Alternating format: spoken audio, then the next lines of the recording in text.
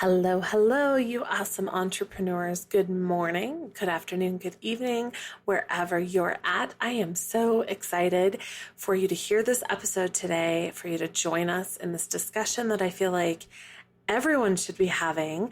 I am interviewing the amazing Natalie Kita, and we're going to talk about barriers to success, in particular, 3 money blocks that entrepreneurs often face and how to overcome them. So this is huge. And I feel like I'm doing a disservice in saying that we're just talking about money blocks because we're talking about so much more. But really, when it comes down to it, so many entrepreneurs are not successful because of these blocks, these mindsets that we have. And so Natalie and I went into how to overcome those and what that might look like in your business. I can't wait for you to hear it. Let's get going. Hey there, awesome people. I am Brooke Summer, and you are listening to Business Straight Up, the podcast for creative entrepreneurs to learn, connect, grow, and build the business and life that they dream of. Welcome, let's get going and dive right in.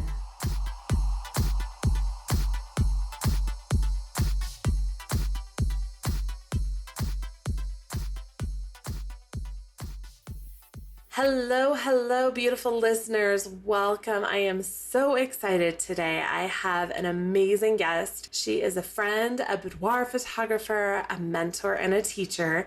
And she teaches on something that I really think that a lot of women struggle with when it comes to our success in our businesses and even in our families. So I'm super excited. Her name is Natalie Kita, and her website is nataliekita.com, and that is Kita. Actually, I should probably just spell the whole thing just in case, because there are different ways to spell Natalie as well. It is NATALIEKITA.com. And I'm so excited to have her with us today to talk about some of the things that we struggle with as women, as business owners, as entrepreneurs. So welcome, Natalie. Hi, Brooke. Hello, listeners. I am so excited to talk about this stuff. I was reading some of the information that you had sent, and I was just like in my office going, yes. So we're just going to dive right in. First of all, tell me a little bit about you. Tell me more about you as a person, you as a business owner. What are you excited about? What do you love to do? Okay, so I am first related to this. I am a boudoir photographer. I've been doing boudoir photography for the last almost 11 years now. I have never shot weddings. I have never shot babies. That sounds bad. Of course, I've never shot babies. I have never photographed weddings or babies or pets or anything but boudoir. I got into boudoir because it was boudoir, not because it was photography, if that makes any sense. Yes.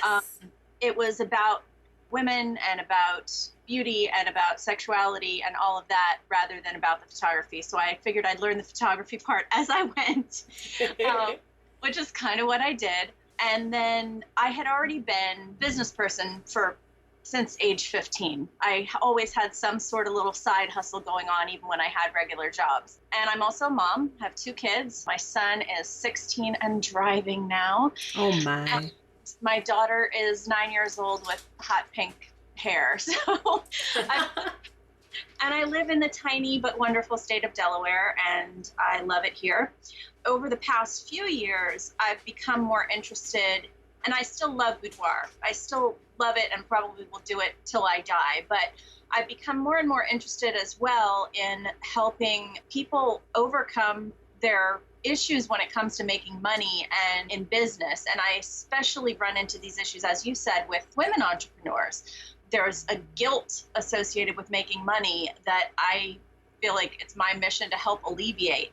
We don't need to feel guilty about making money. So, Yes.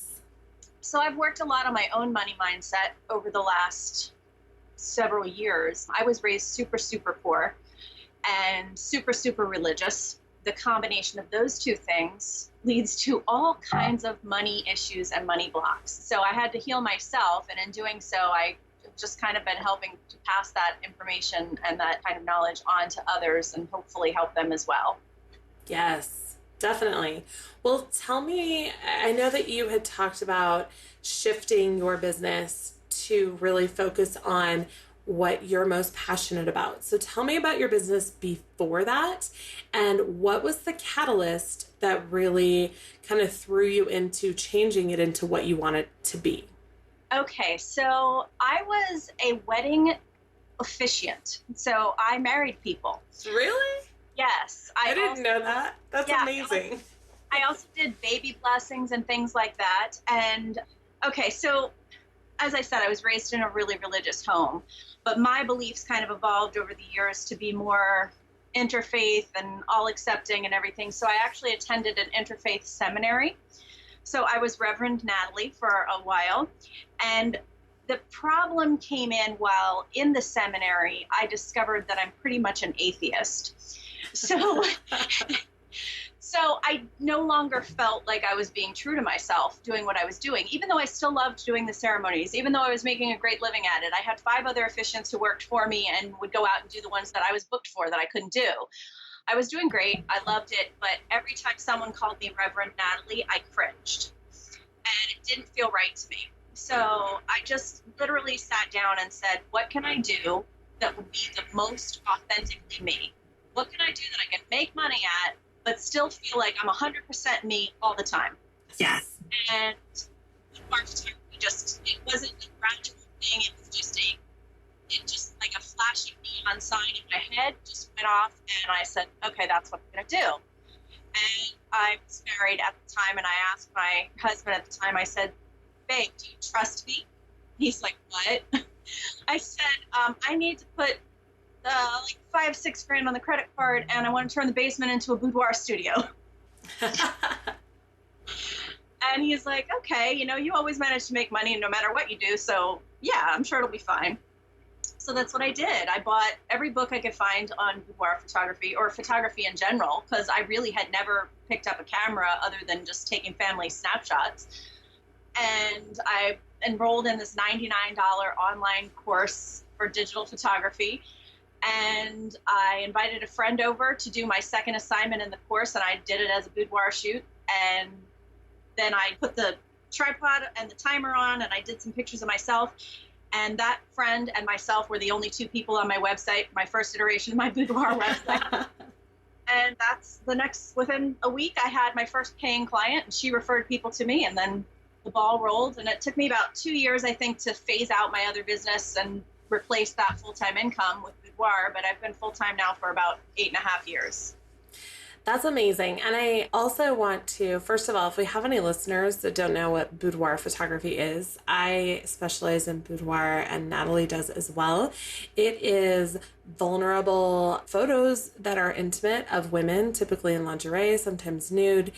And it is insanely empowering. And I love that, Natalie, you switched from something that was making you decent money. Like, you were successful as Reverend Natalie, and you just threw caution to the wind and said, it doesn't feel good. It doesn't feel right. To move into something that you're more passionate about, that you love, that you wanted to wake up and do every day. I think that's amazing. And something that we ignore so often is our intuition and knowing what's right for us.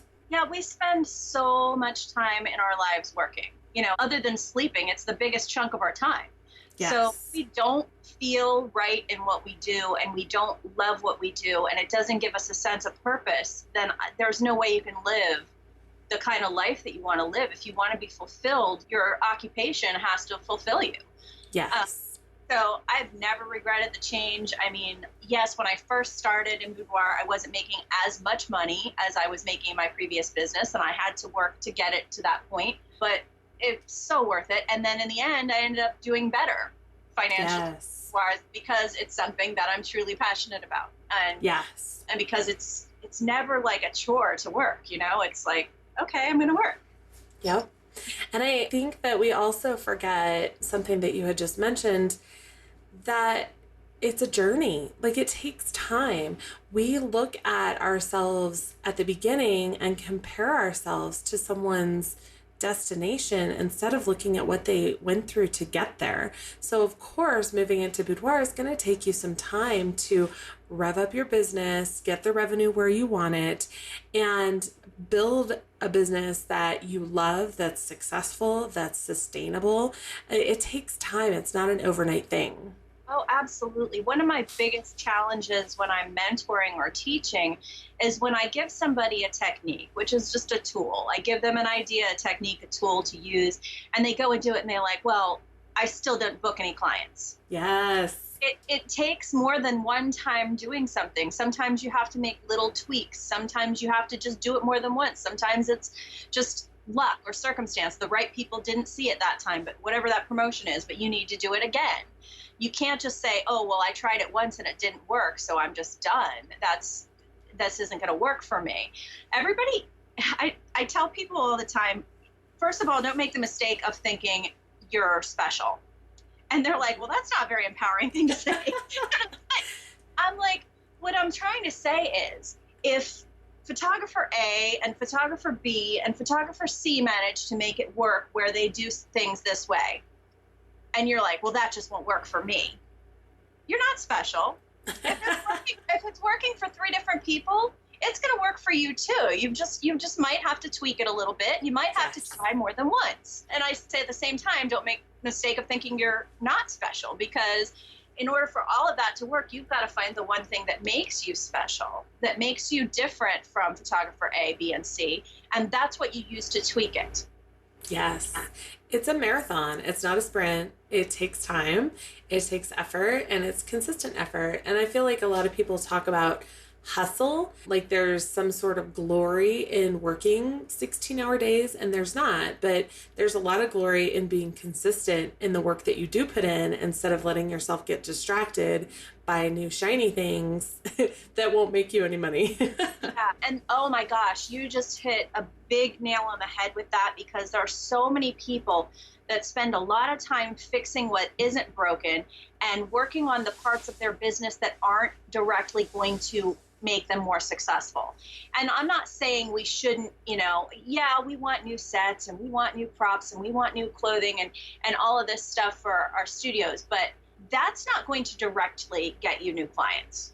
No, that's not going to directly make your clients spend more, because I could present 20 photos to one client and they could all be on the same set, and her expression is amazing and her face looks amazing and her body looks amazing, and she's going to buy all 20.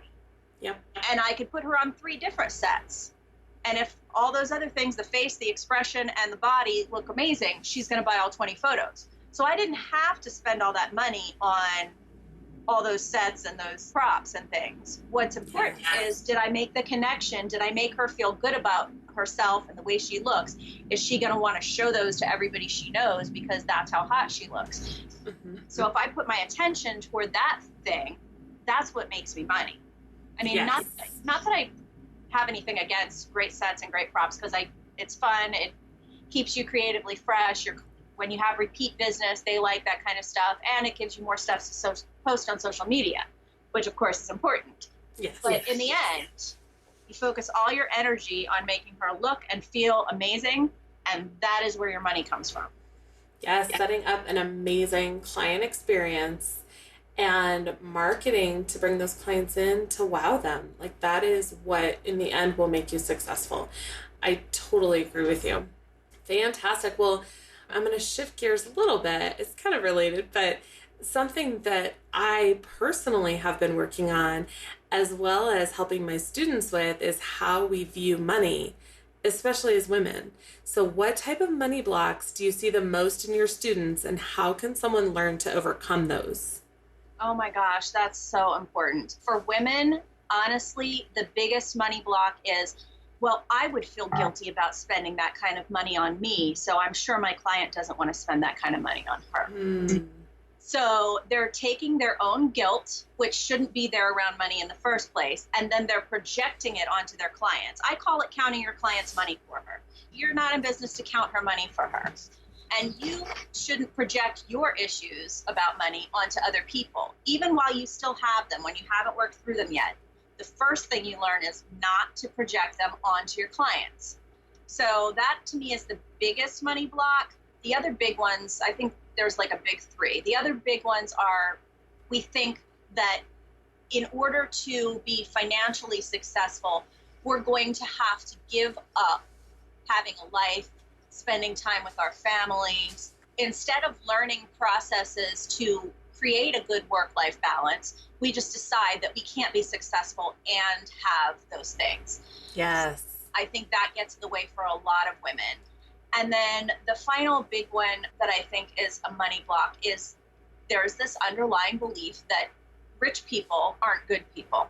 Yes. Where does that come from? Money's the root of all evil. That's exactly where that came from. We're a puritanical based country, at least in the United States, and not that we have a monopoly on that, but we were born out of the puritanical movement, and money was evil, and anybody who sought to make money was therefore inherently evil. And whether we think that or not, it's deep down in there. So yeah, a lot of people walking around, every time they start to be successful, they subconsciously will do something to sabotage that because they can't reconcile that with their identity, because they want to think of themselves as a good person. But if I have money, if I seek money, I'm not a good person. Yes. And they don't know that they have this belief, but there are ways to discover what your limiting beliefs are, and there are ways to combat them as well. Definitely. With the first one about projecting your beliefs on someone else, I remember very vividly, I was in marketing at Dex Media, which used to be the Yellow Pages, and they told us all the time, do not spend from someone else's wallet. You can't make those decisions for them. Who are you to decide what they want to spend or not? It's none of your damn business. That's absolutely right. I've had people say, I've even seen this. I mean, I know that you and I belong to a lot of the same photography groups on Facebook. Mm-hmm. And I've even seen photographers get mad at other photographers for charging too much and say, well, women have priorities where they need to spend their money. You should be ashamed of charging what you charge. And I'm like, wow. And so this person's subconscious belief that they're trying to overcome, they just got smacked down and had that reinforced by a colleague who is just doing the same exact thing, projecting their own money issues onto this other photographer. So it's a vicious cycle. It really is. How can someone overcome that? Like, what steps can someone take to get past that? Okay, so my favorite thing that I swear by up and down, left and right, it's so simple and it's not any big brand new news, is affirmations. And I use affirmations, and when you start using affirmations, you've got to be really careful about how you do affirmations. So your language has to be a certain way. You have to address your specific issues. So what I do is I free write all the negative things that come to my head. Like, what's my fear about money? So, for instance, I'm divorced. And my ex-husband pays me child support because I have 75% custody. I pay all the doctor bills and the health insurance and everything. So he pays me child support. And I start getting fearful if I spend too much money that he's going to think he shouldn't pay me anymore. It's a stupid little thing. And he's never been that way. He has never been that way. But I've heard so many stories from other people that he might be that way. And the truth is, I mean, if I had to live without the child support, I could. But you just don't want to go down that road. So if I'm like ready to take a trip, for instance, and that fear creeps in my head, he's going to resent me for spending money, for doing something for me or whatever. I write that down. And then I say, okay, well, what affirmation could combat that? Or, and this one kind of goes along, the affirmation that I came up with goes along with another fear. If I'm successful, my friends and family might think that I'm now stuck up. They might be jealous and threatened by me and therefore not treat me. So I wrote an affirmation that says my loved ones are happy for my success.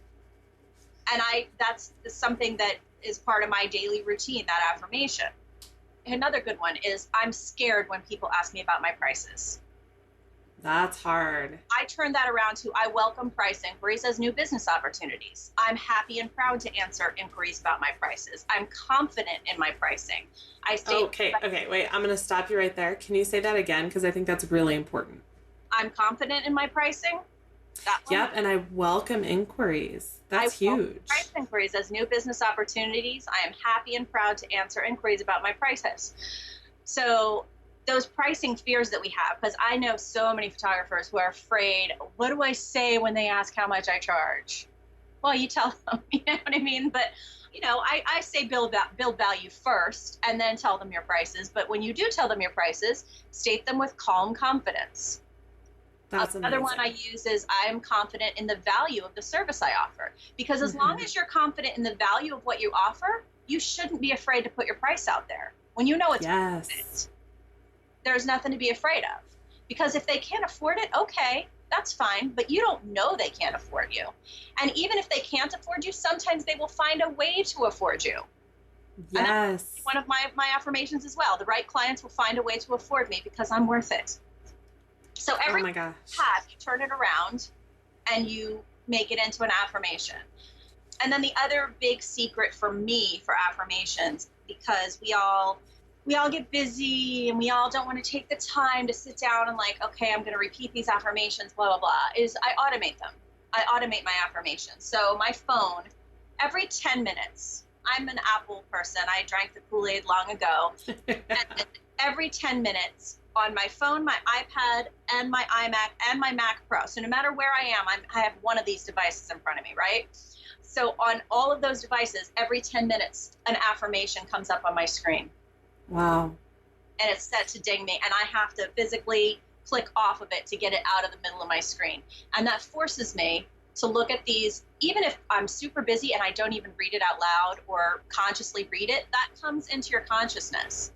Mm-hmm. So that automation, I think, is really important. Another thing I do is I listen to audios of affirmations, some that I found on YouTube that other people recorded, some that I recorded myself with my own affirmations. I Yes. listen to that while I edit. So if you're doing busy work, you put that stuff on in the background. It's getting into your consciousness. It makes a Yes. big difference. Yes, I've actually recorded my own and I listen to them and I say them out loud. And sometimes, like if I take my kids to the park and my daughter's old enough now that she'll go run and play on her own, I'll sit and listen to them. That's important. Your subconscious mind controls so much of your life, and we don't pay attention to it very often. Absolutely. And the subconscious is where those beliefs are, those limiting beliefs about money being the root of all evil, about people will resent me if I have money, or people will want to borrow money from me and take advantage of me if I have money, or whatever it may be. All those beliefs are working in the back of your mind and they're working in your subconscious when you're trying to be successful. And they're saying, no, don't do this because this is going to be a bad result of that if you make that kind of success for yourself. Yes, that is so huge. I love that your affirmations come from your fears. I think I might have to borrow that because I just kind of said things that I know I need to hear anyway. Like my fear is just an illusion and I will not let it paralyze me. That's a big one for me.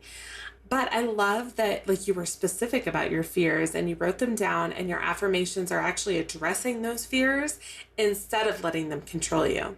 Oh, that's so huge because there are some fears that I think are practically universal, but there are others that are specific to you, the way you were raised, the things, the messages that you got about money from your parents, from your friends, from your partner, from your experiences out in the working world. There are messages that you got that contribute to your specific fears. And until you address those things that are personal to you, you're not going to have the same measure of success. So that's why I do, in addition to, listening to affirmations that I find on a YouTube channel, I create my own. And you kind of have to follow a formula. There is a formula for creating affirmations properly, because one thing that's really important that I like to tell people, and I don't ever want anybody to miss this piece when creating an affirmation, is the language needs to be positive. And what I mean by that is you don't want to say, I am not poor. Because your subconscious doesn't respond to qualifiers like not and no and don't and won't. It only all your subconscious hears when you say that is I am poor.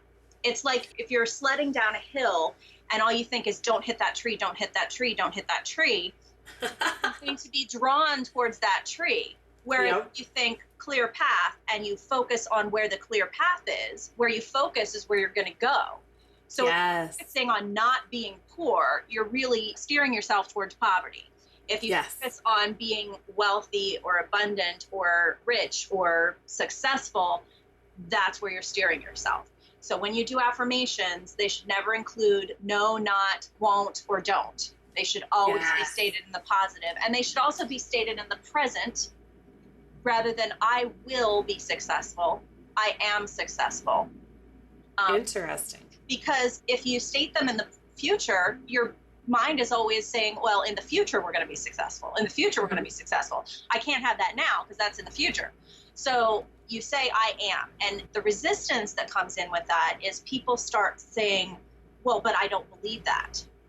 And that's when I go back to repetition is key. You can't just say it once. You have to keep saying it. It's the whole fake it till you make it thing. And it works because Yes. you start saying it and you start acting like that's what you are. And then you're going to start believing it. And once you start believing it, that's when it's going to happen. Yes. I think that those two little words, I am, hold so much power. Whatever you put after those, you will be. Absolutely. 100%. And I find that I've actually started changing that language in little things too. I used to say, I am so bad at gardening. I used to say that all the time. And isn't it funny? I mean, it's something so small and insignificant, but I was bad at gardening. And when I stopped saying that and stopped saying like, oh, I'm a really bad, insert whatever. I'm a really bad cook. I'm a really bad whatever. That word, that I'm, or that those two words, I am, can hold so much power in what you truly are and what you are truly meant to be. Oh, absolutely. And that actually makes me think of when we're talking specifically about women. One thing that women in our society have been trained to do is to be self-deprecating. Oh my gosh, yes. Modest, self-deprecating. And what we do is we curse ourselves because we're so concerned with people not thinking that we're showing off, not thinking that we're proud, not thinking that we're arrogant, that we say, oh no, if somebody compliments us and we say, oh no, I don't look good today, or no, oh, thank you for saying you like my dress, but I feel fat, or whatever. This old thing. Whatever it may be, rather than accepting and feeling good about it, we deflect it because we don't want to be seen as vain or proud or all these things that we're not supposed to be as women. So Yes. what we do is we're telling the universe, no, I'm not pretty. No, I'm not smart. No, I'm not successful, because we don't want to seem immodest. That's why I think modesty is the most overrated quality you can have. Because every time you say something that you think is modest, you're telling the universe that I don't want to be those wonderful things. I don't want to be brilliant and beautiful and successful. Yes, absolutely. And I know that as a mom of a girl who's coming into preteen, I struggle with this. My daughter's only 3, and I struggle with the whole modesty thing. But in the end, I want her to know I am beautiful and my body is my own. And if I choose to let you see that, then you're a very lucky person. Absolutely. Absolutely. Like you said, my daughter's 9, she'll be 10 in a couple of months. And she was blessed with her mother's figure. So she's already got hips and curves and things. And, she puts on a bikini and I'm like, and then I'm like, no, Natalie, do not shame your daughter for her beautiful body. Yes. Even though it makes you uncomfortable because she's growing up and you're not ready for that. I grew up with a lot of body issues, and part of that was because I got shamed for the fact that I developed a little early. And I know it was just because my mom was uncomfortable with having a girl turning into a woman, but the issues that gave me down the road, I'm trying to be really careful not to project that onto my kid.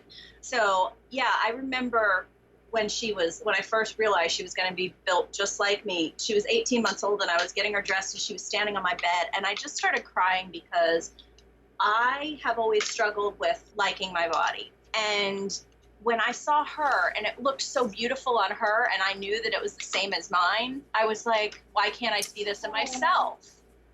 And once I had that moment, it changed a lot of things for me. So sometimes it takes like a big emotional aha to really get it. And those emotional ahas I think are a little harder to have around money. So that's why I think the formulaic affirmation kind of thing is the way to go, because you're not probably going to have those big ahas as often, those emotional ahas.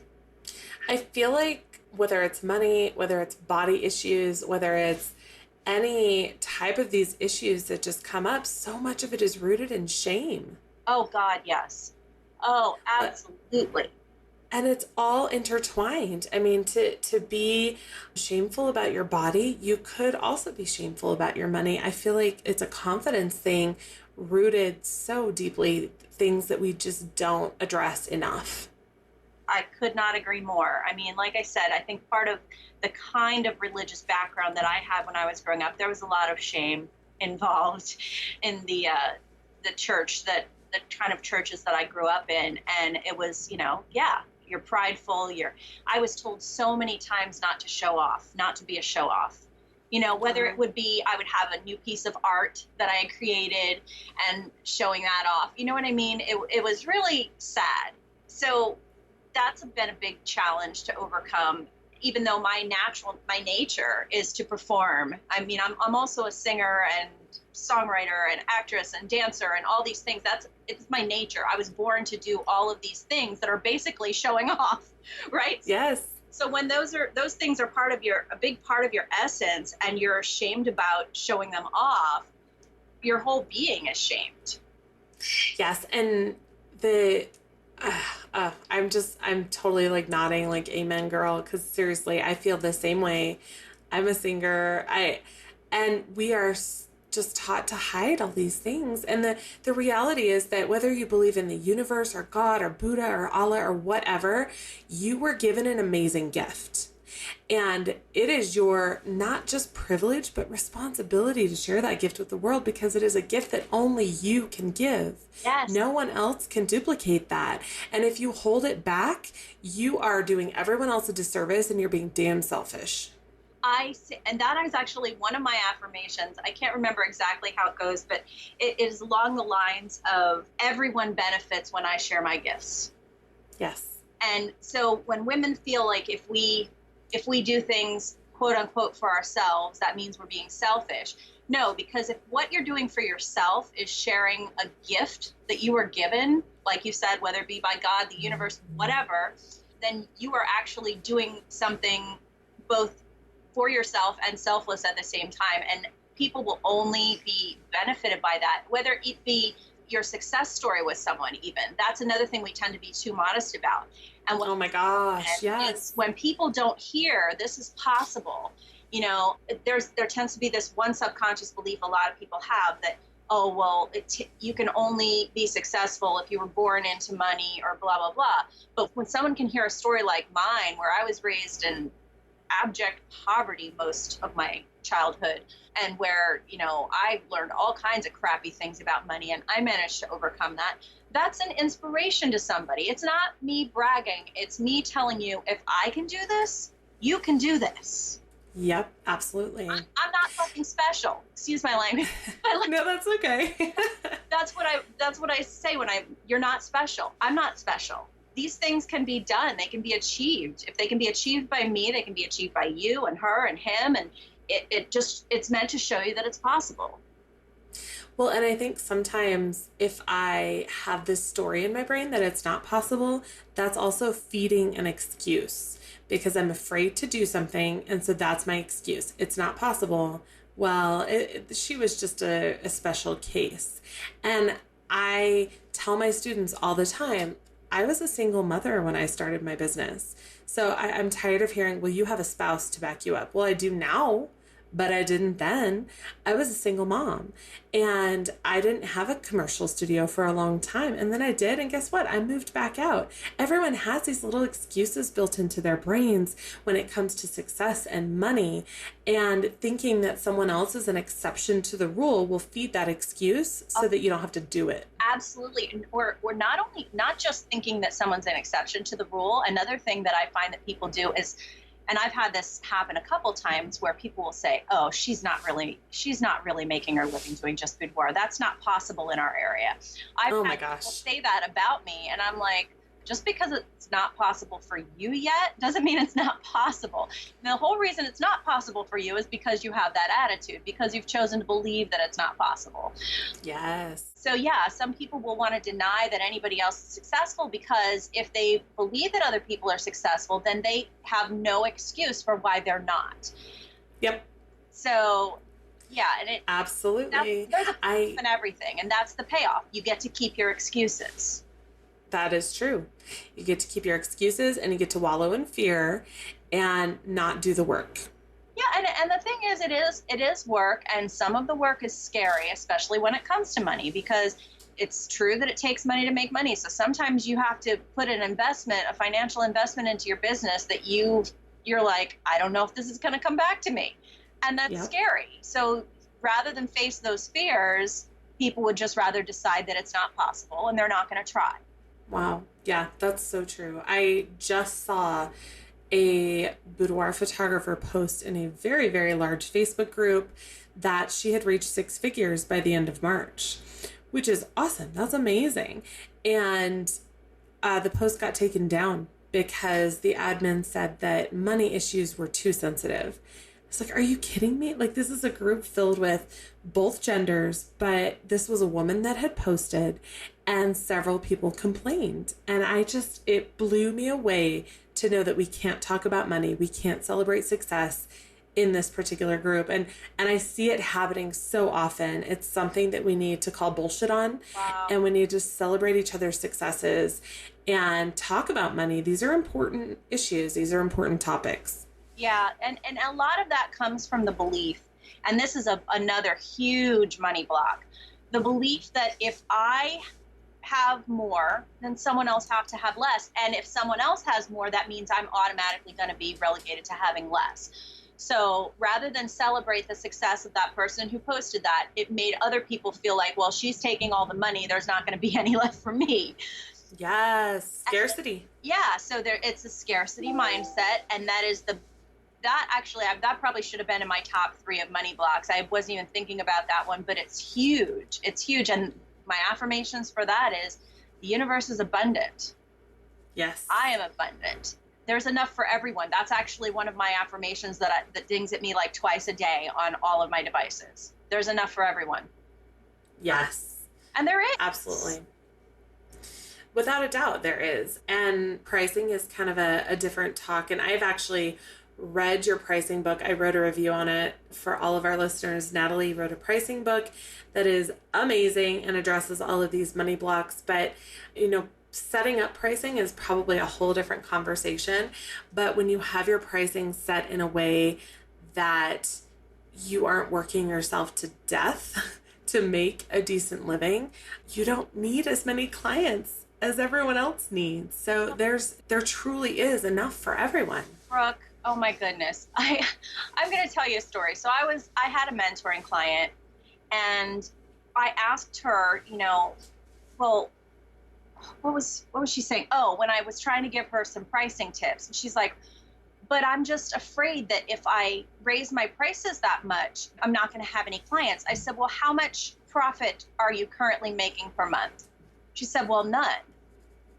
What? And I said, well, and how many clients are you doing? I don't know, 5 or 6. I said, so if you're making no profit, would you rather do 5 or 6 clients for no profit? Or let's say, worst case scenario, you get no clients for no profit and you get more time to spend with your family. Yes. That's your worst case scenario if you raise your prices. No Isn't clients. that a terrible? No profit. I'm like, so you literally have nothing to lose. So let's say you raise your prices and you double your prices and you only get 2 clients a month. You're now going to be in a profitable space and you're working less and spending more time with your family.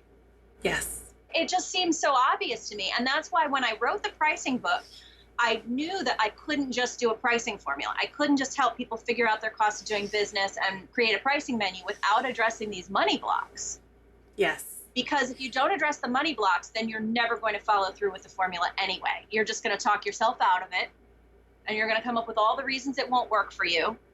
Mm-hmm. You have to deal with the money blocks, and you have to get your mindset right, or all the pricing advice and formulas in the world aren't going to work because you're not going to follow through. And most pricing books are just formulas, and the formulas are important. But like you said, there's a foundation there that you have to build on top of. And if that foundation is crumbling, it doesn't matter what formula you use, you're going to fail. Absolutely, 100%. So yeah, that's why I deal with mindset first And then the formula comes last in my book. And I also deal with mistakes that people make, like just stupid mistakes. I'm sorry, but really stupid mistakes that people make in pricing. My favorite one is, my least favorite one, I should say, is crowdsourcing their pricing. Going on a photography group on Facebook and saying, here's my pricing menu. What do you think? All you're doing here is you're asking for other people to give you their money blocks because you don't know who these people are. Like, you could get 10 answers. One of them might be from somebody who's successful, because there's actually a pretty small percentage of photographers who make a full-time living doing it. So out of those 10, you might get one who's successful, but 9 other people are going to give you bad advice. Yes, they are. And you're going to think, well, 9 people are saying this and only one person is saying that, so I'm going to do what these 9 people are saying. And then it's just the blind leading the blind right off the cliff. Yes, instead of being confident in your own value and your own worth and setting up your pricing and saying, I don't need permission from someone else to charge what I'm worth. That's right. And what I love about our business is that we're artists. And that's one of the challenges money-wise, but it's also one of the most freeing things, because when you're talking about art, you cannot compare apples to apples. So your pricing has literally nothing to do with the photographer down the street. Nothing to do with what they're charging. Seriously. Yep. I don't care what area you live in. I don't care if everybody around you is doing $80 Groupons, which a lot of people around me are. Which, if I believed, the stuff I hear on Facebook groups, that would mean that there's no way I could price my work the way I do. But Correct. how I do. So it's just people, they get this stuff in their head, and then they open their ears to people they shouldn't be listening to. There's such a big difference between opening your ears to people you should be listening to and opening your ears to people you should not be listening to, because there was a time when I was priced ridiculously low and only making not nearly enough to really support myself and my kids. And I'm a single mom. And that's because I was using all these excuses. And then I finally listened to a couple of photographers who told me to go to in-person sales and told me to raise my prices and told me to stop giving away digital files with, and I was like, I can't do that, because if I do that, nobody will want to book with me. And I said it over and over and over again. And finally I was like, you know what? It was when I was going through a divorce. I'm like, well, I got nothing to lose, because at this point, I'm not going to be able to support myself making what I'm making now. So I'm going to jump off the cliff, and I'm going to do what these people who are successful are telling me to do. And then if it doesn't work, I can blame them. Right? And it did, right? It worked. It friggin' worked. And I was like, so Crazy. I've been doing this all these years, and because I was too stubborn to listen to someone who's actually successful, and I was basing my pricing in fear rather than basing it, basically what I do now is I base my pricing on what I want and need to make. Yep. And that's what it should be. Yeah. That's your value, what you need to make, what the experience that you offer is worth. Yeah, there you go. You base it on what you want to make, and then you make sure that you build in enough value that you know that you feel good about it. You feel good about what you're charging people. And that's the thing I tell people all the time. I say this to my clients even, because sometimes I'll get a client who'll come to me and they'll be like, well, I got a boudoir session like a year ago, and I only paid a couple $100s for it, and I hate the pictures. I hate them. I can't even look at them without cringing. And I'm like, listen, if you paid $50 and you cringe every time you look at your pictures, you paid too much. If you paid $5,000 and you smile at those pictures at least twice a week for the rest of your life, you got a great value. It's not about the price. It's about the way it makes you feel. And that's true with boudoir photography especially. It's about the way it makes you feel. If it gives you a good feeling every time you look at it for the rest of your life, you can't even put a price on that. It's invaluable. Absolutely. Absolutely.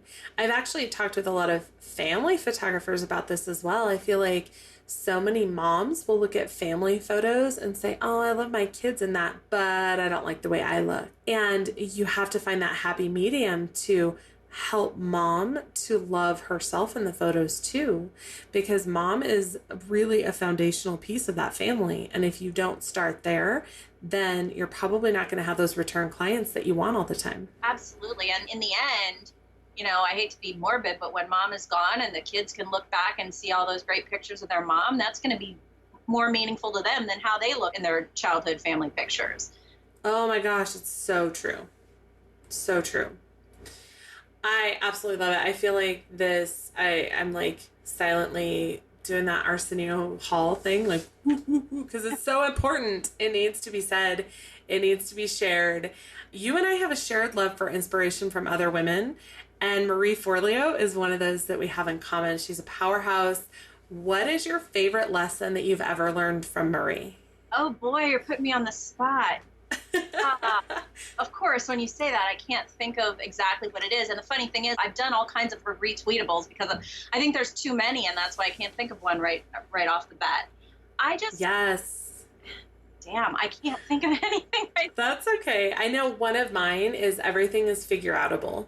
So when you are facing something that just seems so freaking scary and like it's just never going to happen, I can't do that. Everything is figure outable. You just have to figure it out. And there is nothing that is impossible in this world. There's nothing that you can't accomplish. Absolutely. Absolutely. I think actually, now that I think about it, I think one of the things that I love about her is she focuses in really on the fact that everyone has something special. So yeah, you may not be the only person who's good at writing or good at photography, but you're good at it in a different way from somebody else. It's like when you hear something, and this is really important when you listen to inspirational speakers as well, you can listen to 5 different people say it, and the first 4 times it doesn't get to you. But the 5th time that person says it in a way that it finally gets through whatever block it was trying to work through in you. Yes. And it's because that one person has a specific way of presenting something that you needed to hear. And that's why you can, who is it that says this one? I think this was now this was a photographer. Was it Sue Bryce? I love her. People can copy what you do, but they cannot copy who you are. Was that? Yes. Okay. I believe so. So that's exactly it. So there are a million people who do boudoir photography. And I always find it funny when you tell somebody you're a boudoir photographer, and they're like, oh, I bet there's not a lot of those. I'm like, oh, yeah, there are. There's tons. But you just go to WPPI. You'll be overtaken by them. But we can all do boudoir photography, but no one's me, no one's you, except us. So no one else has the same exact thing to offer. So thinking you have to base your pricing on what someone else is charging, how can you? Because they're not you. And my clients are hiring me. They're not hiring a boudoir photographer. They are hiring Brooke. And you know what? That's super, super important. And the reason that's important is because when someone hires you, not because you're the best deal, but because they want you, that is when you're going to have clients that are going to love what you do for them. And when you have clients who love what you do for them, that is when you're going to have clients who tell everybody they know how amazing you are. As opposed to someone who booked you just because, oh, well, she was the best price in my area, so I booked her. They're not going to trust you the same. They're not going to value you the same. And they're not going to rave about you the same. If they do rave about you, they'll just rave, oh, I went to this really cheap boudoir photographer. You should go there if you're looking to get a good deal. And all you're going to get is more people who are also not going to value you the same. Yes, competing on price is a race to the bottom. Yep. It's a race to nothing. It's a race to failure. It's a race to shutting down your business. You cannot compete on price. There is no, and it's so funny to think about the other boudoir photographers that are in my area. There's so many that are in my area that I'm friends with. And people are like, how can you be friends with another boudoir photographer? Aren't you competition? Well, technically, yes, but there's no competing because I am me and she's her. And we are 2 completely different people. Yeah, I think the person that you said had posted that they hit 6 figures by March, I think it might be the other boudoir photographer who's only 10 minutes from me. I could be wrong about that. But there's another very successful boudoir photographer who literally lives 10 minutes from me. Yeah. And I think she's awesome. And she's not taking anything from you. Because she and I have very different approaches to our business. We have very different artistic styles when it comes to our photography, and we are different people with different personalities who are going to attract different clientele. Yes, absolutely. I love that. I feel like it's a message that needs to be shouted from the rooftops over and over and over again, because once you understand that, and once you start to change your marketing messaging and branding because of that, there is so much power and so much success waiting for you. Amen. Oh, I love this. Love, love, love. So, I want to ask this question. It sounds like a negative question, but it's really not, because there are so many lessons and things that come out of struggle. So I want to know what you're struggling with right now. Okay. What I'm struggling with right now is, okay, so for the first time ever, about a year and a half ago, I hired an assistant. And that was a big struggle in itself. That's hard. To turn over anything to somebody else, because I've always been work for myself, by myself, don't have to deal with other people, blah, blah, blah. Luckily, I've got a great assistant. She's amazing. But the challenge is I'm at this point right now where, and by the way, you'll notice I changed the word to challenge rather than struggle, because I believe that language is super important, and I choose challenge over struggle pretty much any time it's possible to do so. The challenge is that we've reached a point where there's still so many things that I haven't yet trained her how to do or trusted her to do, that I'm finding myself overwhelmed again. I've got too much to do, not enough time to do it, but I can't take the time to stop and train her how to do it. So, and I had to bite the bullet once before to train her on some of the basics that she handles for me now. And I really need to just make the time regardless. So that's kind of an intermittent struggle for me in my business, and has been for a long time, is delegating, teaching others, trusting others to do things the way that I want them done. That's my biggest issue, I think, right now. That can be so difficult. I feel like the trust factor is huge, because I have a team of 4 and I work with amazing women, like 4 including myself, but there are still things that I have not handed over, and I don't know why I'm holding on to these. Like, it's really silly. I have amazing people that work with me, but it's just scary to trust someone else to take care of this in the way that I know it needs to be done. Yeah, and the funny thing is, I mean, if I do a task, there's just as much chance that I'm going to screw it up as there is that my assistant's going to screw it up. Absolutely, yes. But somehow I'm able to reconcile it better if I screw it up.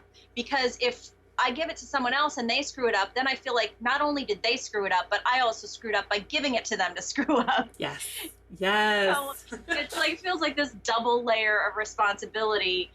And yeah, that is a big challenge for me. You know, it's funny. I learned my challenge versus struggle terminology from after I had my daughter, I did P90X, and Tony Horton said, "Stop saying I can't do this. Stop saying I'm struggling with this. Say I am presently challenged by."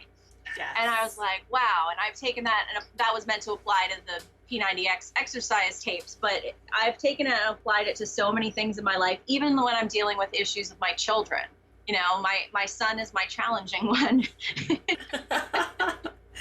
Yeah. So yeah, those little language tweaks make all the difference. They're also huge in your pricing, and the way you word things in your pricing, the way you word things in your sales appointments with your clients. Those little tiny language tweaks make all the difference in the world. Oh, huge difference. It makes me cringe when I see someone put cost on their website. Oh gosh, yes. Yeah. Oh my gosh. Well, thank you so much for being here. I am so excited to get this episode out. I feel like these are messages that women need, but also just business owners need to hear, to know about those money blocks, and to really look at themselves and say, you know, I didn't think that I had that, but now I see it coming out more and more. They're little subconscious things that we don't really think about that are so important to look at. Absolutely. So where can listeners find you? What do you have going on right now that you'd like to share? I know we talked a little bit about your pricing book. I wrote a review about it on my website at businessstraightup.com. Seriously, one of the best you know what? I'm just going to say it. It is the best pricing book that I've ever read because it does address the blocks up front and not just formulas to figure out your pricing. And, and that's why I think even though the book was written with boudoir photographers in mind, it can definitely work for any portrait photographer. But if you're struggling with pricing any business and you know that you have money blocks that you need to get over, I think it could be helpful for anybody. So what I have right now that I've just opened up is a bundle. I call it a boudoir business in a box, and it includes my pricing book, my paperwork bundle, just to kind of get you started with contracts, model releases, and things like that if you're doing boudoir, and my shoot to sell posing guide. And what's special about the posing guide compared to other posing guides is it specifically focuses on posing for big sales. So posing to get the kind of variety that is going to get you a client who buys every single picture that you show her. That's amazing. So what I have right now is I have these 3 products bundled. They sell for $167 separately, but I'm selling the bundle for $129 for your podcast listeners. I'm giving an extra $50 off that. Oh my gosh. $79 for all 3 products, the pricing book, the posing book, and the paperwork bundle with the contracts, model releases, waivers, and a little special bonus. It's my SEO cheat sheet. And I know you know how important SEO is for your business. Oh my gosh, I teach it, yes. So the code for that is Brooke 79 bundle. So you get the whole bundle for $79, that's more than half off all of the products together.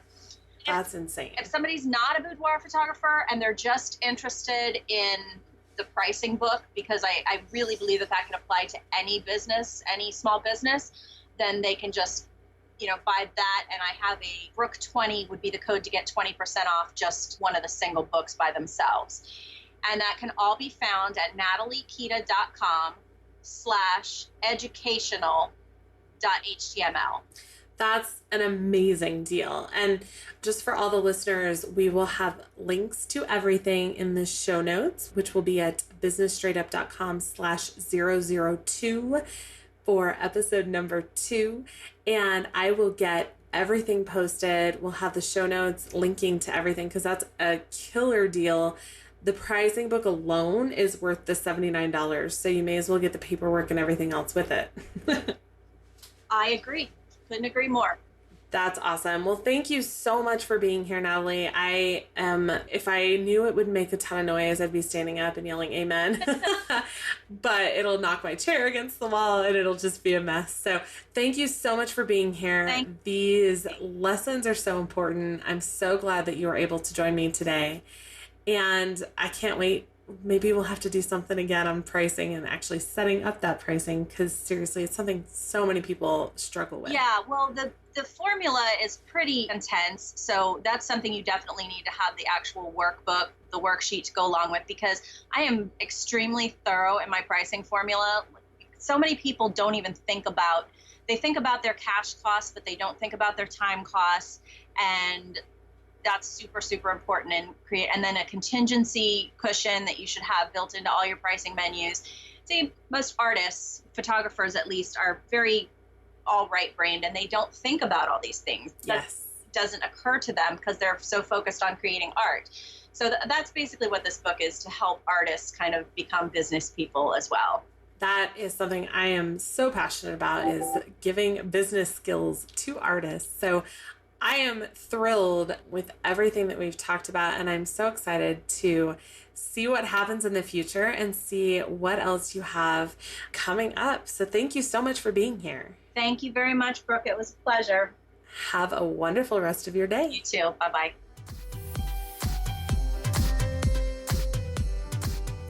Thank you so much for listening to Business Straight Up. I'm so glad that you could join us today. Check out the show notes for this and all of the episodes at businessstraightuppodcast.com. And I can't wait to talk with you again. Have a great day.